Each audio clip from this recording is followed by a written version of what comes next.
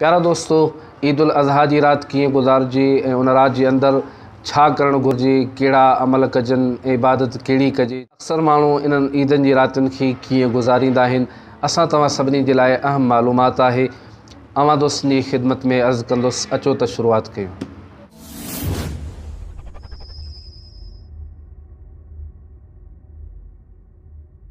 नहमदुहु व नुसल्ली व नुसल्लिमु अला रसूलिहिल करीम। अस्सलामु अलैकुम वरहमतुल्लाहि वबरकातुहू। प्यारा दोस्तों, अॼु ईद उल अज़हा जी रात जे मुतालिक़ अवां दोस्तनि जी ख़िदमत में अर्ज़ु कयां त ईद उल अज़हा जी रात कीअं गुज़ारिजे। त प्यारा दोस्तों, ईद उल अज़हा जी राति इबादत में गुज़ारिजे।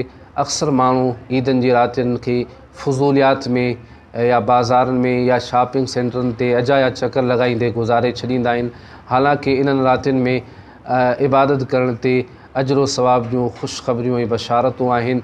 नबी पाक सल्लल्लाहु अलैहि वसल्लम जिन फरमायो, नबी पाक सल्लल्लाहु अलैहि वसल्लम जिन 4 रातियुनि जो ज़िक्र फरमायो आहे जिन में अल्लाह पाक भलाइयुनि जा दरवाज़ा खोले छॾींदो आहे।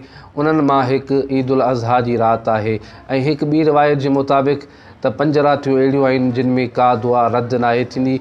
उन्हनि मां हिकु ईद उल अज़हा जी राति आहे।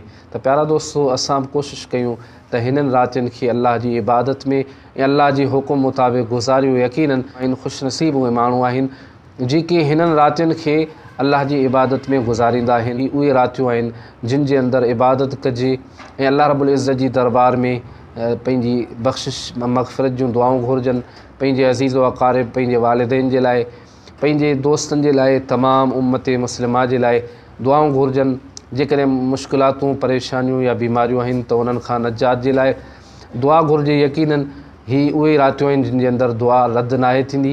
इन्हनि दुआनि जे मुतालिक़ मुंहिंजो हिकु वीडियो अव्हांखे मथे आई बटन में मिली वेंदो। अव्हां उनखे तफ़सील सां ॾिसी सघो था। उन जे अंदरि उन्हनि 5 रातियुनि जो ज़िक्र आहे जिन रातियुनि में दुआ रद्द नाहे थींदी। त इन्हनि भलारियुनि रातियुनि में अल्लाह जी इबादत कजे, अल्लाह रब्बुल इज़्ज़त खे यादि कजे ऐं अल्लाह जी रहमतनि मां कुझु हिसो हासिलु कजे, न कि बाज़ारनि जा फुज़ूल चकर लॻाईंदे या शॉपिंग सेंटरनि ते वञी करे पंहिंजी इन एतिरी क़दुरु ऐं रहमत ऐं इनाम वारी राति जे अंदरि पंहिंजो पाण खे माण्हू बर्बादु ऐं तबाह करे।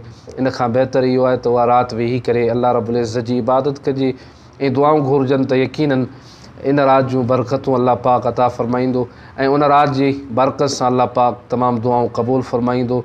दिली जाइज़ तमन्नाऊं ऐं मक़ासिद पूरा थी वेंदा ऐं अल्लाह रब्बुल इज़्ज़त उन बाने खे पंहिंजी ख़ासि रहमतनि ऐं नेमतनि सां मालामाल फ़रमाईंदो आहे।